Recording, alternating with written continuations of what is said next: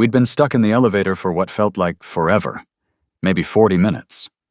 It was long enough that I'd actually started to think about what my last words would be. I'd tried calling my girlfriend, Isabel, several times, but it just went to voicemail. I kept trying until my phone finally died. Then, just a few minutes later, I heard her voice. It was coming from the phone of another guy trapped in here with me. Isabel's voice, calm and reassuring, filled the small space, and everyone could hear it. "Don't be scared, Julian. Press all the floor buttons. The maintenance crew is already on their way." Her voice was so clear on his speakerphone. "I'm leaving the office right now. You'll see me the second you get out."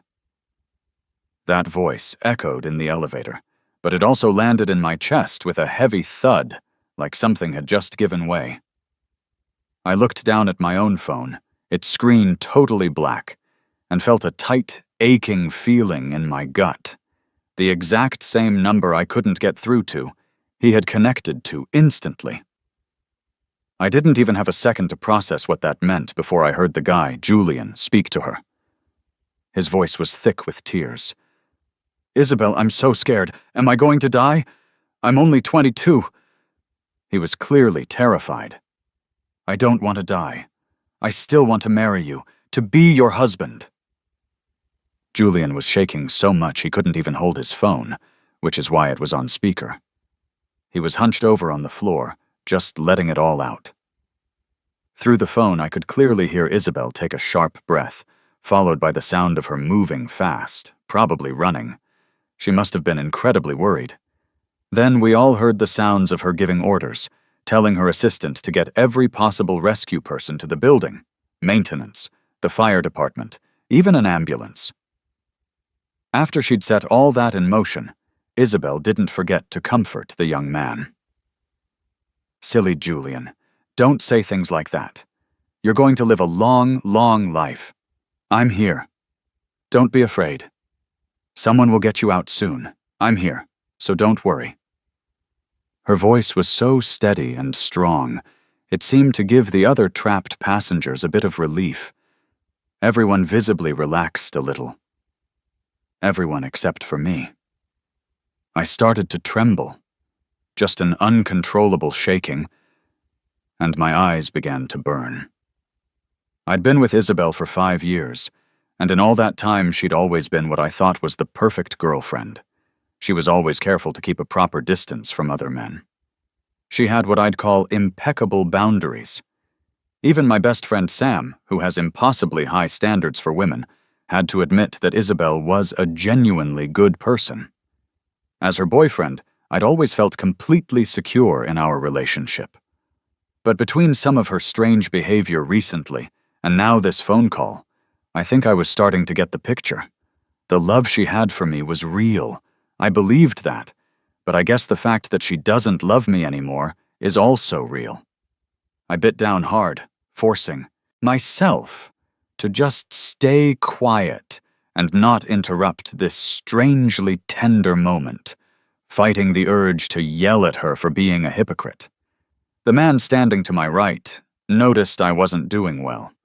He quietly asked me if I was scared. I just shook my head, not realizing that my face was probably pale as a ghost. I must have looked visibly weak. The man assumed I was terrified of the situation and put his hand over mine, which was gripping the railing. He also seemed to notice that my phone was dead and I couldn't call my family. He pulled a power bank out of his bag and offered it to me. When I just stared at it, not taking it, he went ahead and plugged my phone in himself. "Here," he said, "just in case." I knew exactly what he meant. If the worst happened, I could at least make one last call to say goodbye. The phone didn't turn on right away. My attention drifted back to the man on the phone with Isabel. Julian. That must be the Julian I'd heard Isabel mention just a few days ago. That night, I had come home from work and found Isabel on the balcony, talking on the phone. As I got closer, I heard her say in an annoyed tone, "Dad, stop setting me up on these so-called blind dates, and that includes Julian. I only see him as a little brother." That night, I'd actually felt a pang of sympathy for her, thinking about all the pressure she was under for our relationship, even defying her family to be with me, a guy they didn't approve of. The Julian in front of me had to be the Roth family's preferred son-in-law. Everything he wore, from head to toe, was clearly custom-made from a top designer brand. From his haircut to his expensive leather shoes, he just gave off the air of someone who had been pampered his whole life. He wasn't like me, just a book-smart kid from a small town who had only gotten a chance to brush shoulders with a wealthy family like the Roths through my family's support and my own hard work. Suddenly, the elevator gave a violent lurch. Then it dropped again. Everyone inside screamed in terror. Luckily, it didn't plummet all the way to the bottom. It stopped somewhere around the 8th floor. Everyone's heart was pounding, threatening to beat right out of their chests. Besides me and Julian, there was a couple, and another man and woman I didn't know. The elevator had finally stopped, but we all knew this was temporary. This was the second time it had dropped since we got stuck. After the elevator first malfunctioned on the 15th floor, the building management had arrived pretty quickly and tried to pry the doors open. But right as they were doing that, the elevator suddenly dropped from the 15th floor to somewhere between the 12th and 13th. People who had been relatively calm were now genuinely panicking. The position was too dangerous for the maintenance crew to rescue us. We had to wait for the professional elevator rescue team and the fire department. After that second drop, the people outside the elevator were on edge, too. On the other end of the phone, Isabel heard the commotion, and I could hear her slam her foot on the gas. It sounded like she was running several red lights. I could even hear the tremor in her voice as she tried to soothe a sobbing Julian. "Julian, don't be scared. I'm almost there. Just wait for me, okay?" Julian had completely lost it. He just kept crying. "Isabel, save me. Isabel, save me." The couple in the elevator held each other tightly. The man next to me gripped my hand and pressed a little closer, as if just seeking comfort from another person. The woman who was standing alone saw Julian still crouched on the floor and, after a moment's thought, helped him up. "It's dangerous to squat," she said. "It's safer to bend your knees slightly and hold the handrail." For a moment, nobody said a word. We were all tense, scared, and terrified. The couple started recording last words into their phone. The man next to me was typing furiously on his. The woman who was holding Julian up couldn't type, so she started calling her family members one by one. The man saw that my phone had finally turned on, but that I wasn't doing anything. He cautiously asked if I needed help.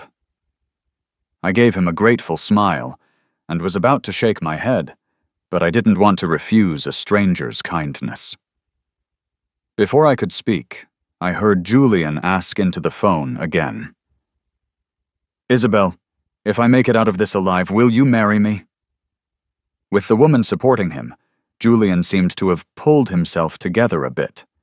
He must have thought this was the perfect opportunity to make Isabel realize how important he was to her. If something happened to him, wouldn't she regret turning down the marriage alliance? Julian wanted an answer from Isabel. Everyone fell silent, as if we were all waiting for the answer from the other end of the line. Only I was opening my call history with a trembling hand. My eyes were so blurry with tears that I kept tapping the wrong spot, unable to hit the call button. My chest ached, as if a giant hand were squeezing it. I finally managed to dial the number I had saved as my love. When Julian didn't get an answer from Isabel right away, he raised his voice, and his tone turned whiny. "Isabel, you won't even marry me if I'm about to die? If that's the case, then don't even bother coming to save me. Just let me fall with this elevator and die."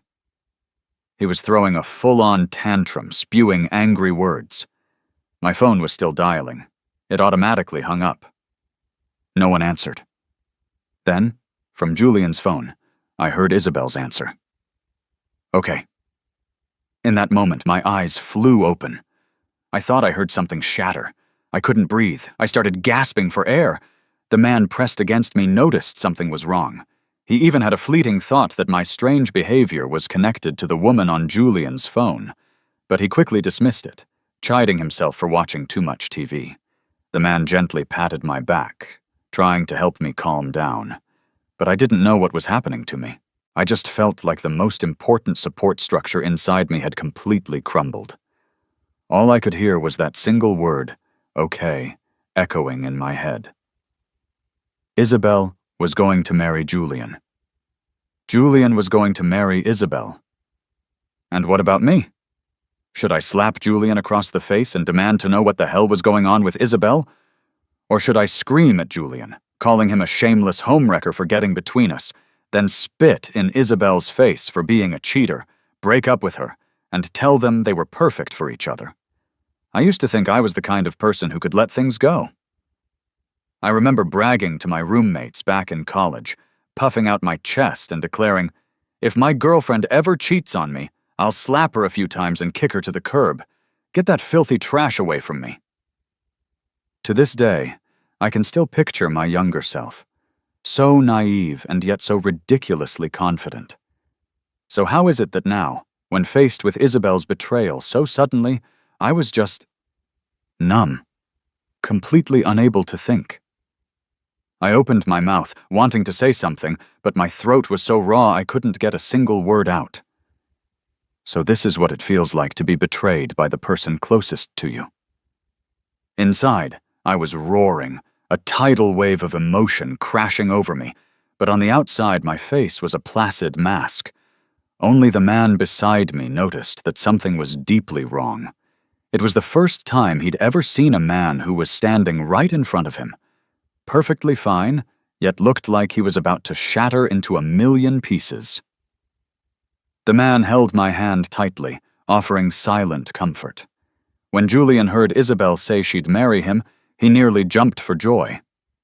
Thankfully, the woman holding him kept him steady.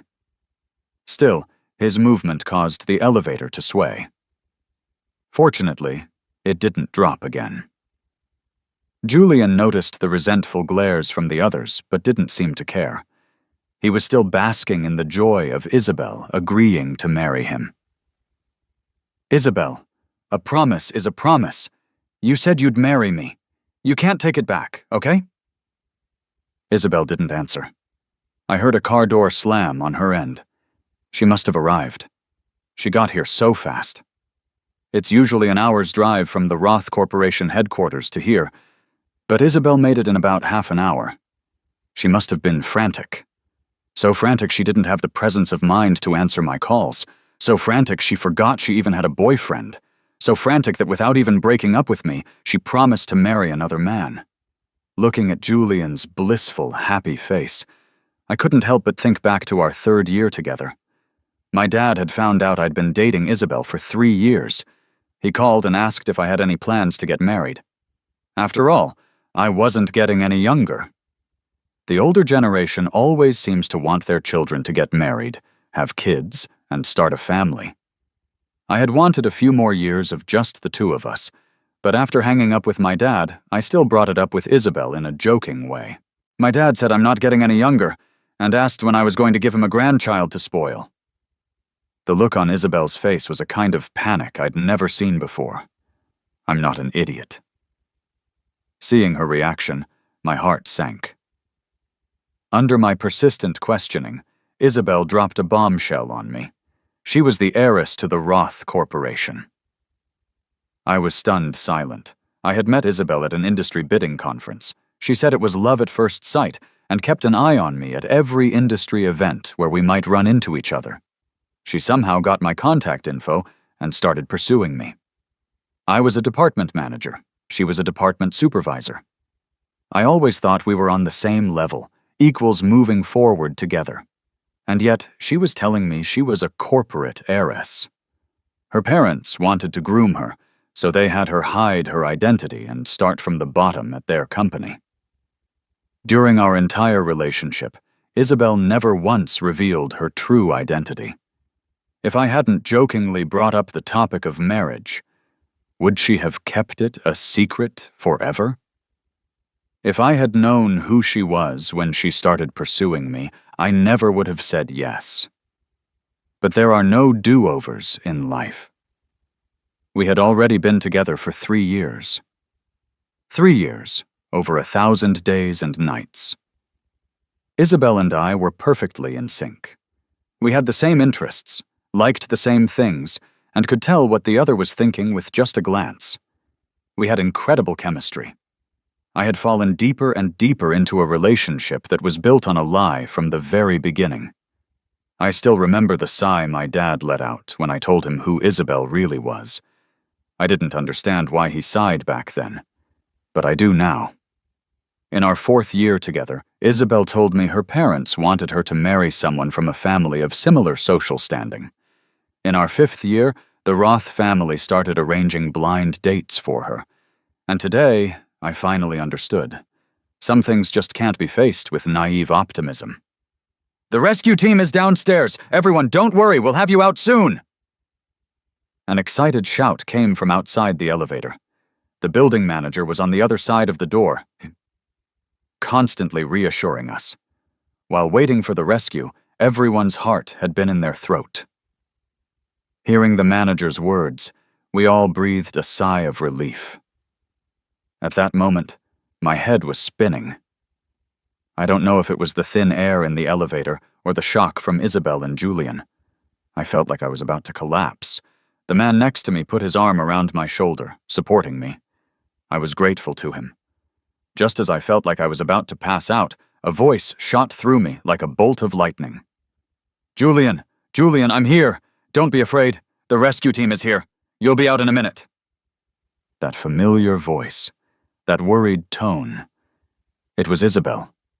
Her voice was right outside the elevator door, yet it felt 1,000,000 miles away. My hand gripped the arm of the man beside me so tightly it must have hurt his wrist. But he didn't pull away.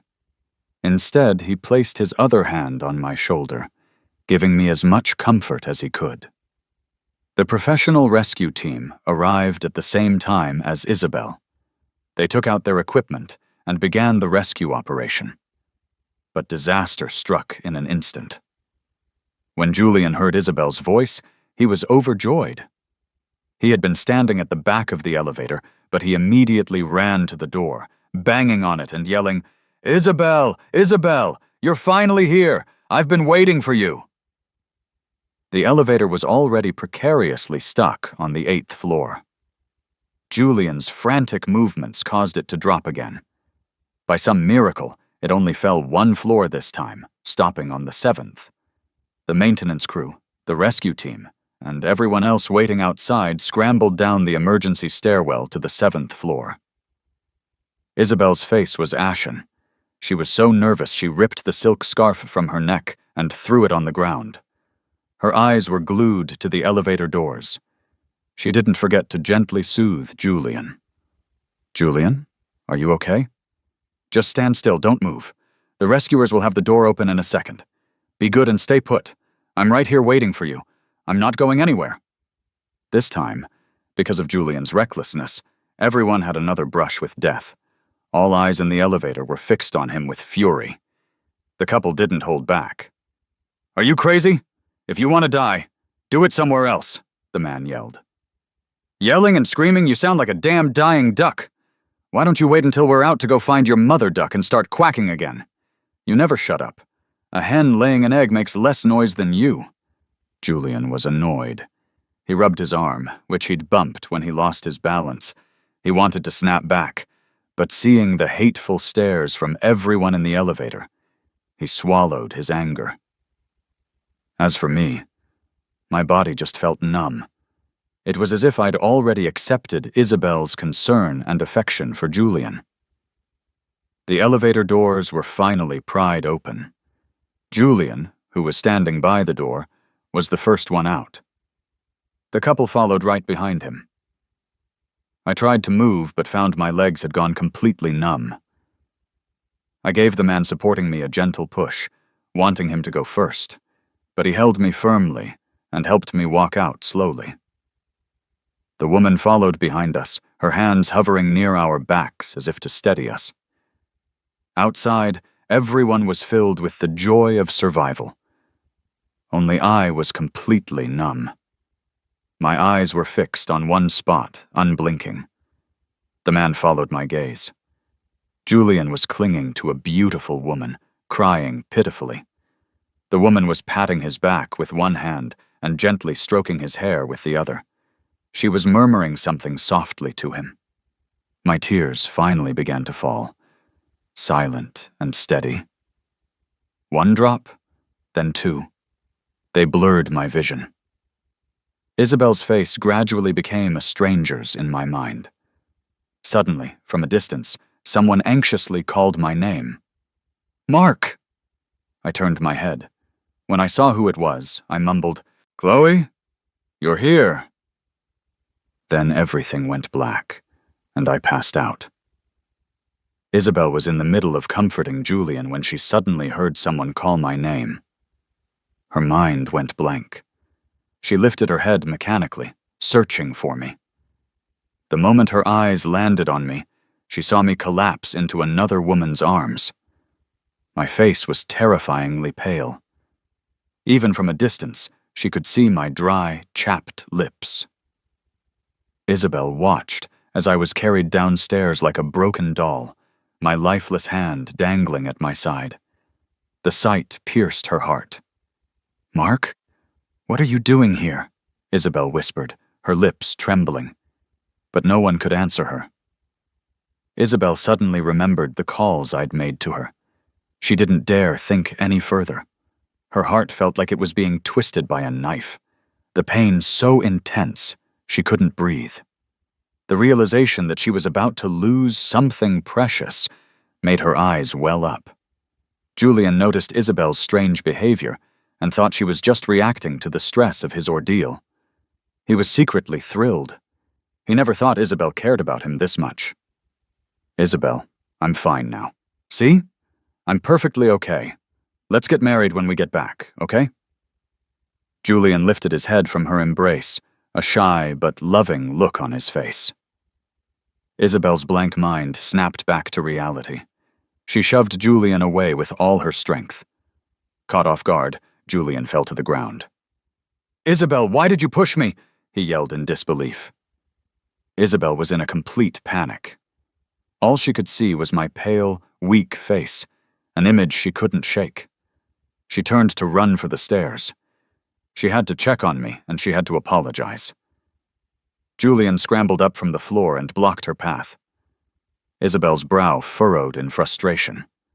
"Julian, get out of my way!" Julian couldn't seem to accept her sudden change in attitude, and just kept shaking his head. "Isabel, you just promised you'd marry me. Why?" Hearing the word marriage, Isabel ran a hand over her face in exasperation.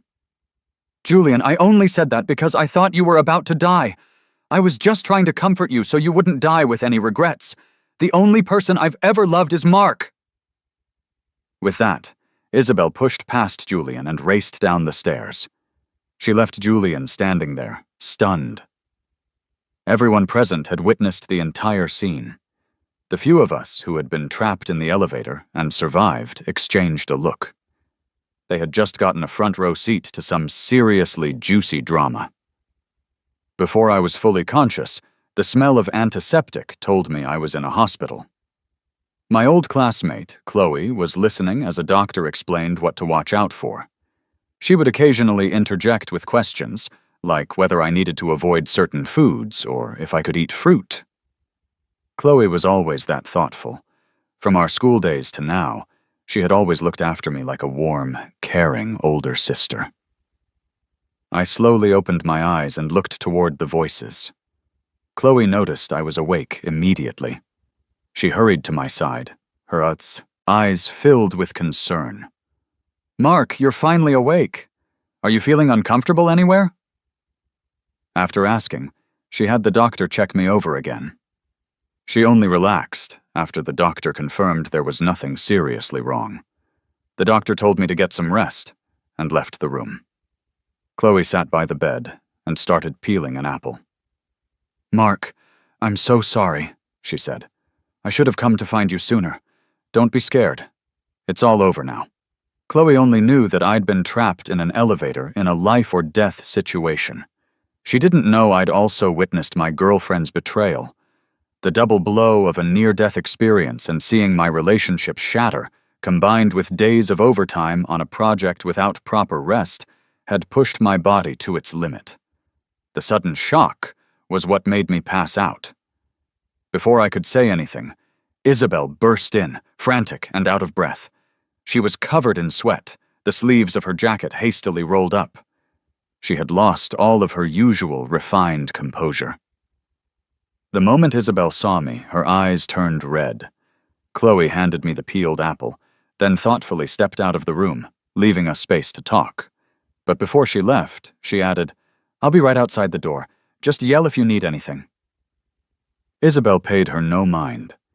She sat down by the bed and tried to take my hand, but I pulled it away. A flash of hurt crossed Isabel's face. Then she gave a bitter laugh and started to explain. "I'm sorry, Mark," she said, her voice incredibly hoarse. "I didn't know. I didn't know you were in there too. There's nothing going on between me and Julian, Mark. You have to believe me." It was strange. I thought that when I saw Isabel, I would be overwhelmed with grief and emotion, that I would break down and demand answers. I thought I'd ask her if her heart had changed, if she didn't love me anymore. But now, with a clear head, watching Isabel repent in front of me, I felt nothing at all. Isabel said a lot. I just listened quietly, occasionally taking a bite of the apple.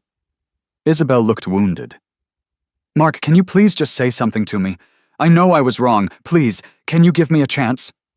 By the time she finished, I had finished the entire apple. I said my first words to her since she'd entered the room. "I need to rest. Can you please leave?"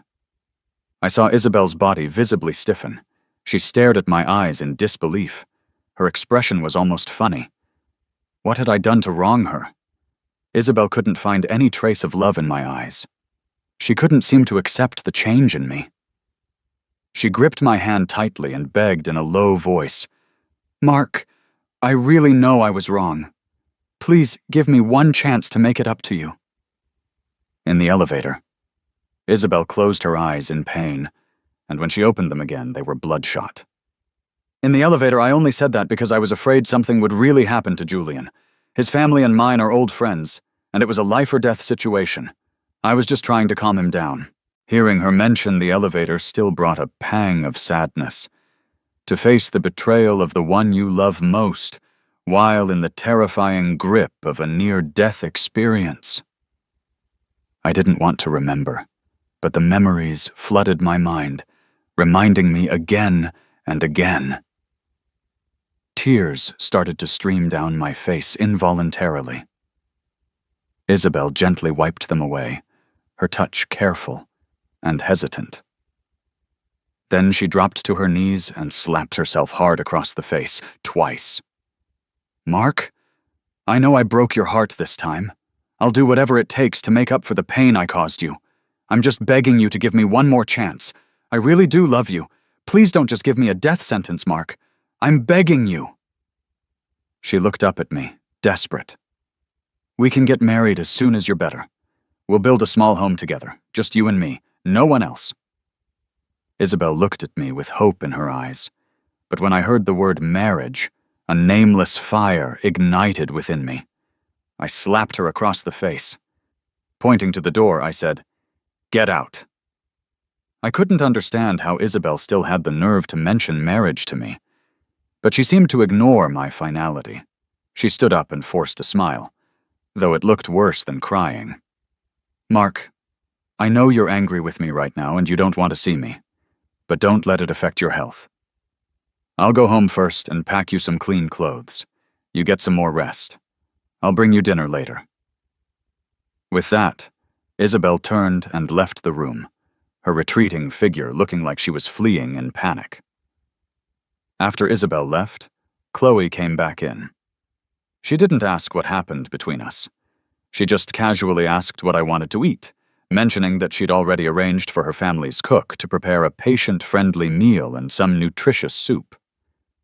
I was grateful for Chloe's thoughtfulness. After all, I didn't even know how to begin explaining what happened with Isabel. But one thing was certain. I was done with her.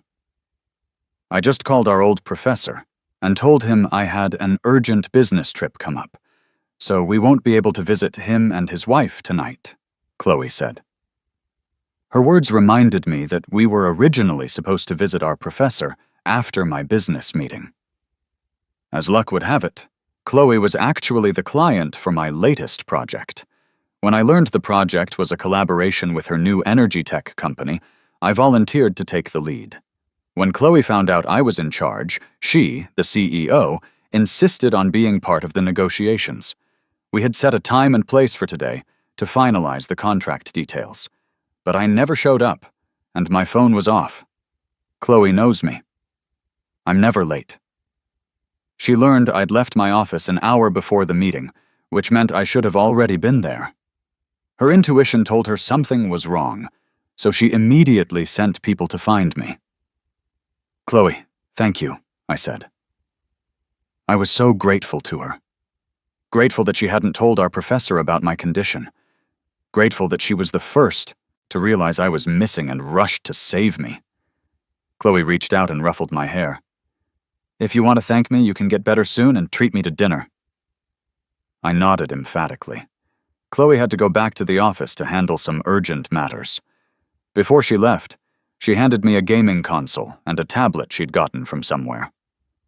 Play some games or watch a show if you get bored. I'll be back as soon as I'm done with work.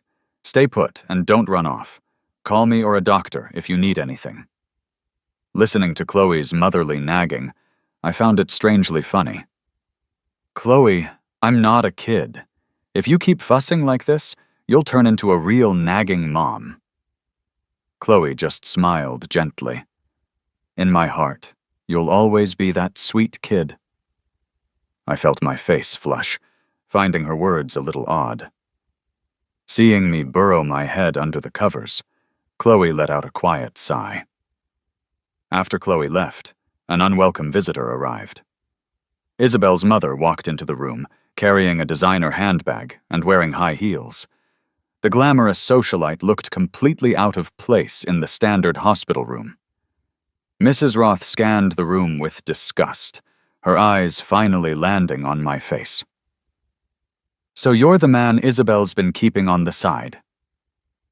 Though it was a question, her tone was one of certainty. The moment she opened her mouth, I knew that even if the elevator incident hadn't happened, I would have had to reevaluate my relationship with Isabel.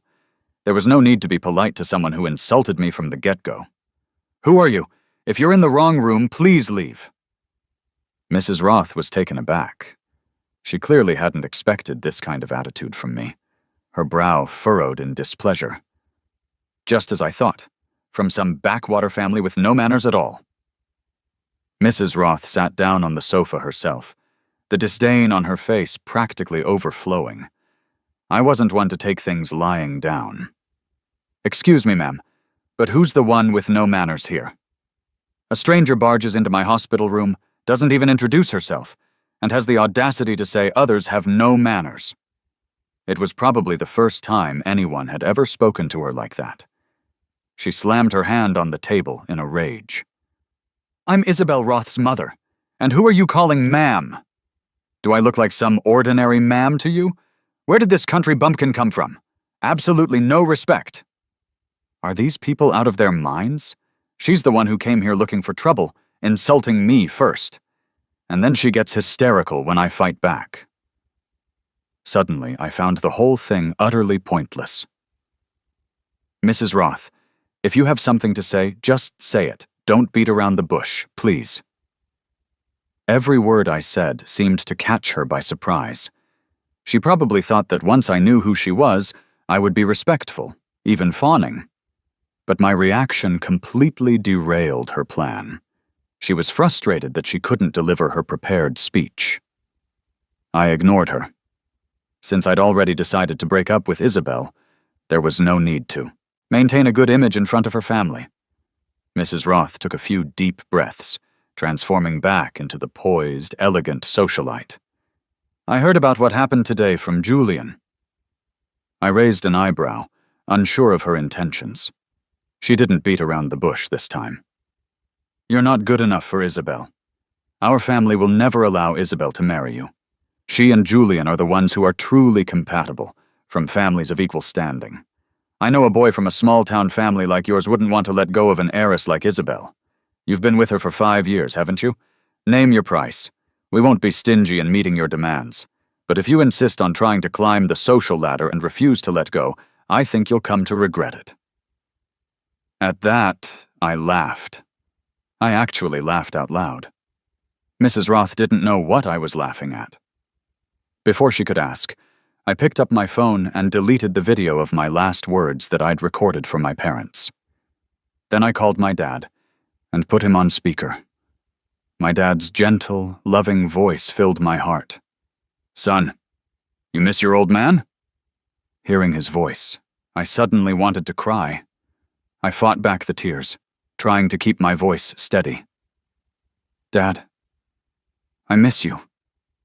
So much. When I was trapped in the elevator, I didn't dare call my parents. I didn't want them to worry about me from thousands of miles away, helpless to do anything. I was afraid of making them anxious, tense, and scared.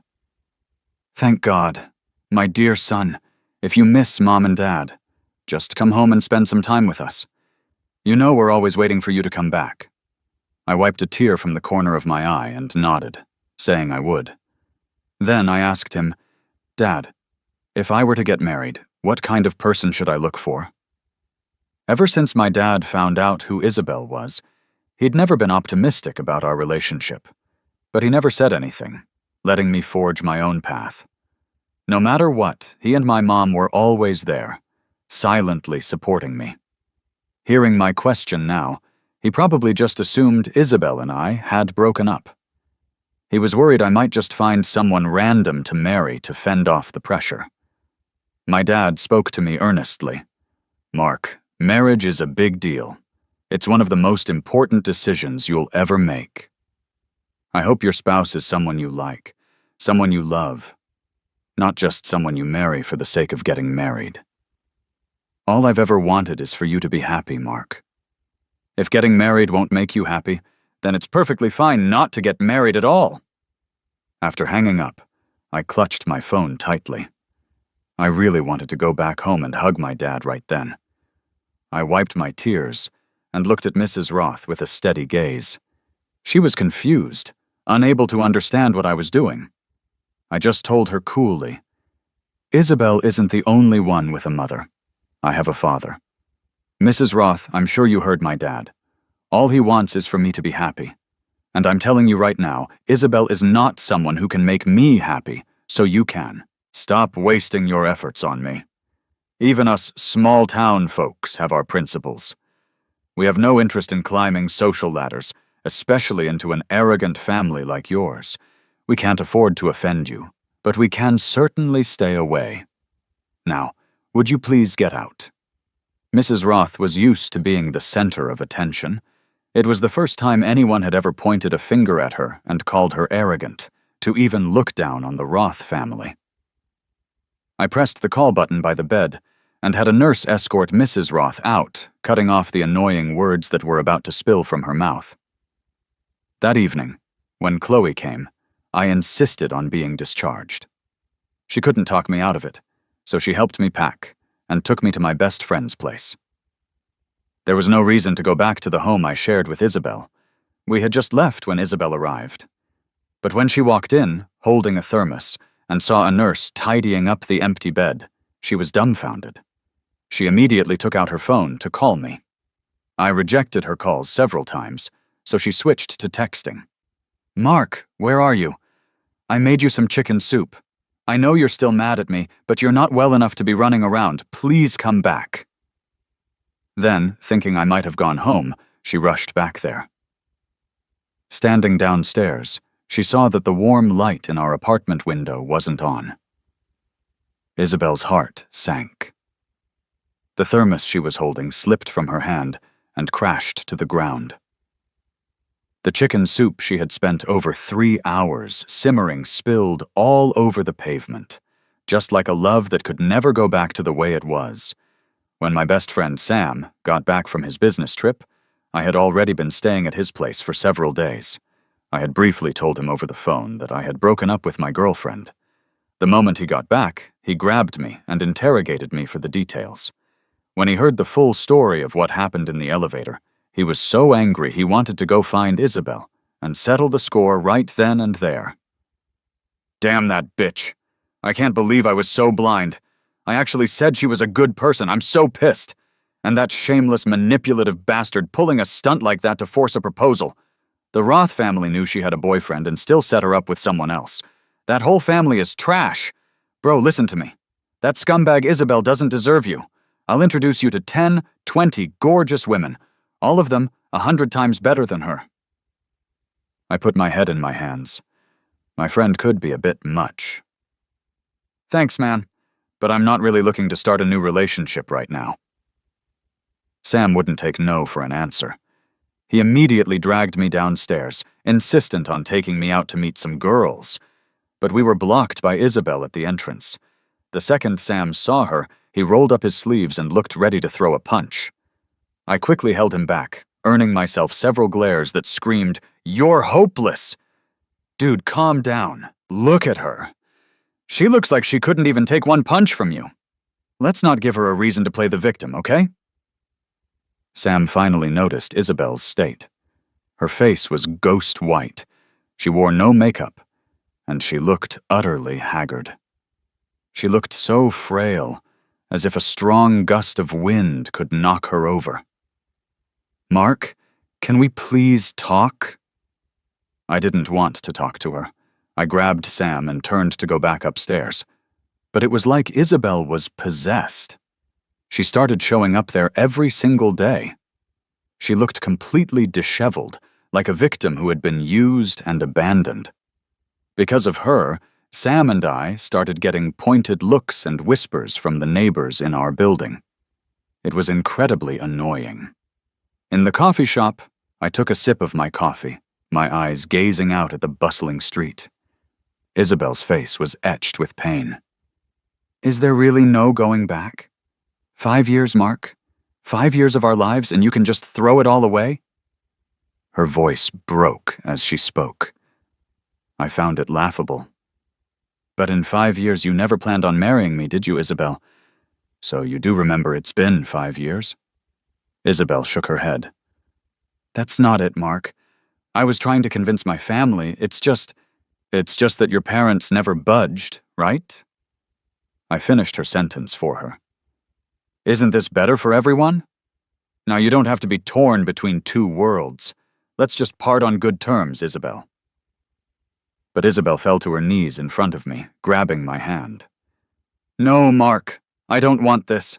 Please don't give me a death sentence. Give me one last chance. I know I was wrong. This was the first time I had ever seen Isabel cry. This whole time without you, my heart has felt empty. If I have to live the rest of my life without you, Mark, I can't even imagine it. Let's get married right now. It doesn't matter if they don't approve. I don't need the Roth family, Mark. Don't leave me. Isabel's eyes were bloodshot as she looked at me, pleading. I just stared at that face, the face I had loved for 5 years, as silent tears streamed down my own cheeks. There was no going back. There really was no going back. Isabel knew me. Deep down, she also knew that the fate of our relationship was sealed the moment she saw me outside that elevator. Isabel let out a soft, pained sob. She didn't care about the stares from others in the coffee shop. If she couldn't win me back now, she would regret it for the rest of her life. She hugged me tightly, as if trying to merge me into her body, to give me no chance to leave. I closed my eyes, letting myself feel her embrace one last time. When Isabel felt me stop struggling, that I wasn't pushing her away, she thought I had given in. Just as she was about to breathe a sigh of relief, she heard the words that sent her straight back to hell. Isabel, in the elevator, when Julian asked if you would marry him after you got out, that phone call I made, That was your last chance. You didn't answer. Isabel felt the blood drain from her face. Her mind flashed back to Julian crying and asking her to marry him if he survived. My call had come in right then. Why hadn't she answered it? Her mind went blank. Yeah, why hadn't she answered? Long after I was gone, Isabel remained frozen in the same position. She kept thinking, why did she ignore my calls again and again? But no matter how long she thought, she couldn't come up with a reason. I took a 2-week vacation. Between my annual leave and accumulated overtime, I still had days left over. I went back to my hometown, and under my parents' care, became that carefree little boy again. My parents have always been my pride. My father is the dean of students at the local high school, and my mother is an attending physician at the county hospital. They've spent their lives educating students and healing the sick. In my eyes, they are larger-than-life figures. Maybe to the wealthy, we're just a small-town family. But so what? We don't steal or cheat. To achieve your dreams through your own hard work is a noble thing. My parents didn't ask about Isabel, nor did they pressure me about what I should be doing at my age. During my time at home, I brought my mom lunch every day. In the evenings, I'd cook dinner and wait for my parents to come home so we could eat together. I wished I could be a mama's boy and a daddy's boy forever. But reality had a way of reminding me it was time to get back to the grind. Chloe was that reality. When Chloe pulled up to my building, I was shocked. I thought she was joking when she said she wanted to visit my parents, but she actually came. Watching her pull health supplements, cigarettes, and liquor from her trunk, I didn't know how to react. At the dinner table, my mom kept piling food onto Chloe's plate, overwhelmingly enthusiastic. It wasn't until I was back in Chloe's car on the road back to the city that I shot her a glare. Chloe, I don't have to be back at work until the day after tomorrow. The implication being, I didn't want to go back so soon. Chloe kept one hand on the steering wheel and used the other to ruffle my hair. You little heartless thing. We haven't seen each other in 2 weeks, and you don't miss me? Because I've missed you so much, Mark. Chloe's words had a kind of bewitching magic that made my heart race. It wasn't that I didn't understand her feelings for me. It's just... Chloe seemed to sense my unease and spoke again. Mark, don't feel pressured. I've waited this many years. A little longer won't make a difference. I just want you to be happy, Mark. No more sadness, okay? 1 year later, Sam got some gossip from God knows where and whispered it to me, gloating. I heard Isabel was forced to marry Julian, but they fight constantly. A small fight every day, a huge one every 3 days. They were either fighting at home or at the office, giving the Roth family a massive headache.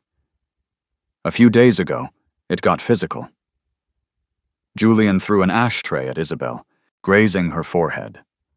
Her mother, furious, rushed over and slapped Julian. Julian, being the spoiled brat he is, had never been treated like that and started fighting with his mother-in-law. Isabel just stood there, watching them brawl with a numb expression. One was a husband she didn't love, the other was the mother who forced her to marry him. Isabel had never imagined her life would turn out so badly. Mark, I miss you so much. Isabel left the house that felt like a war zone. She drove aimlessly, and before she knew it, she was back at my apartment building. Isabel sat in her car, chain-smoking. After what felt like an eternity, night fell, and I still hadn't come home. Maybe I was working late. Just as she was wondering if I was taking care of myself, she saw me walking toward the building. A flicker of joy lit up in Isabel's heart. She was about to open her car door, but then she saw the slender figure behind me. I was walking ahead, saying something, and the woman behind me was smiling fondly. The atmosphere between us was relaxed and harmonious. It was the kind of beautiful moment she used to have with me every second of every day. But now, she watched as the woman straightened my collar and naturally took the bag from my hand. They went inside together and didn't come back out. The meaning was obvious. Isabel stayed downstairs until the middle of the night, refusing to leave. Julian kept calling her, but she didn't answer a single call. Finally, the family butler called. Her mother had fainted from anger and been taken to the hospital. Only then did Isabel drive away. But by the time she got to the hospital, her mother was already awake. She was trashing the room hysterically, repeating, "A disgrace to the family! What a disgrace!" Isabel stood numbly in the doorway and murmured along with her, "Yeah, it wasn't supposed to be like this, was it?"